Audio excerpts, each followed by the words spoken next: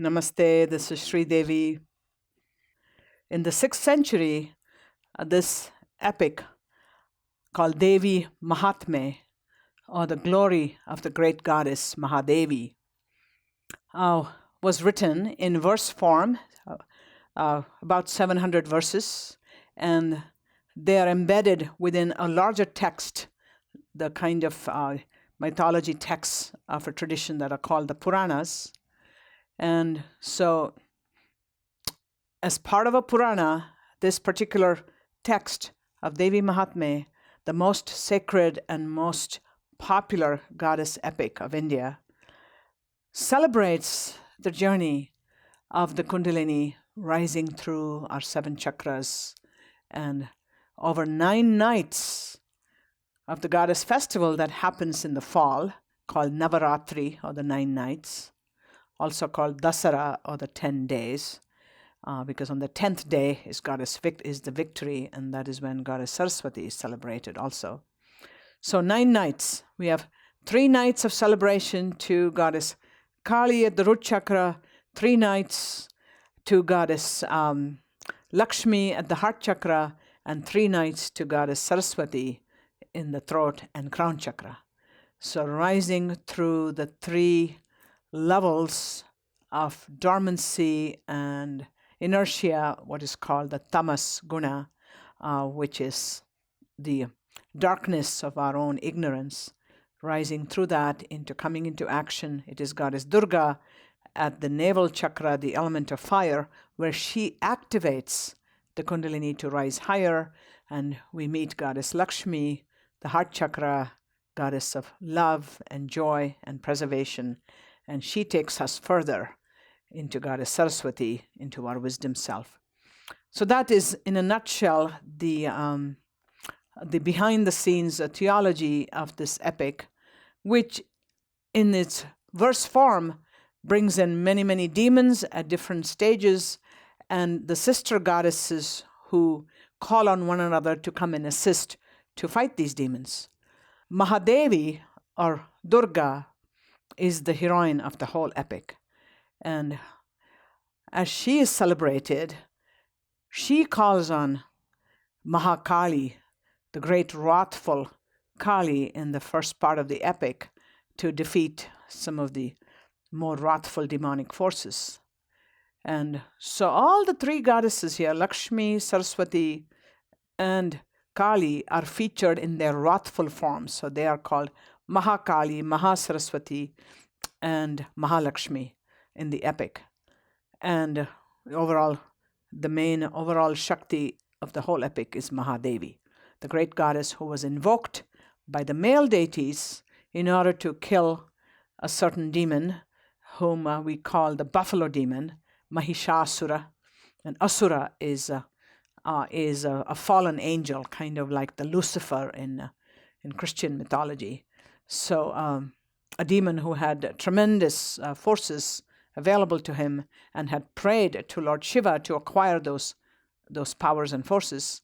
And so he had never asked for the powers to be undefeated by a woman, and because all the warriors were male warriors.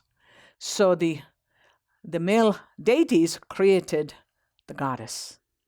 And so Mahādevī was born of the intention of the male deities to actually balance themselves out. The masculine divine, whenever it's not in balance, has to bring in the feminine divine.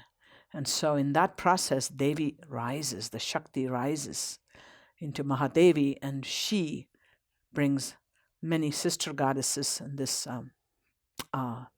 epic battle of the demonic forces that our own mind faces as we battle against the duality of the world, the phenomenal world that we get attached to, and extricate our own consciousness on this journey. So that's the background story of all bhajans and kirtans that celebrate many, many variations of goddess deities, whether it's about Durga, Kali, Lakshmi, Saraswati, Mahādevī. They are all included in this major epic the Devī Mahātmyam. And as Durga, she defeats a demon called Durga. So it's very important as we are pronouncing her name that we make the ending ah sound long, and we also make the first vowel du as short, because it embodies within it the sound energy of overcoming distress or sorrow, which is dukkha. So she who transforms sorrow into the journey of our being gives us the tools that we need to offer our sorrow at her feet. So she can then use that to guide us on this transformational journey. She is Durga, overcoming dukkha. And one of her bija mantras is Dum. So she can also be worshipped as Om Dum Durgaye Namaha. So these are the reasons why the pronunciation of these sounds and words are important. And as Kali, or in South India, we use the retroflex sound La, so she's Kali.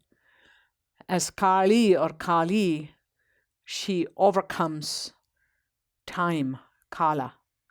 She's actually called the killer of time, she who destroys time.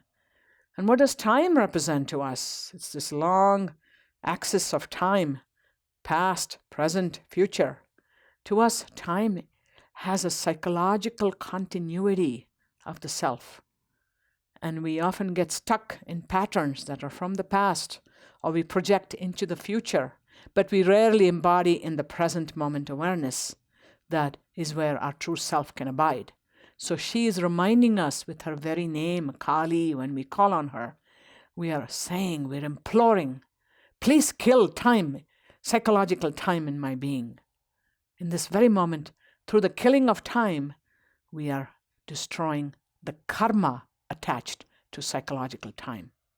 So she rules over time and gives us this reminder.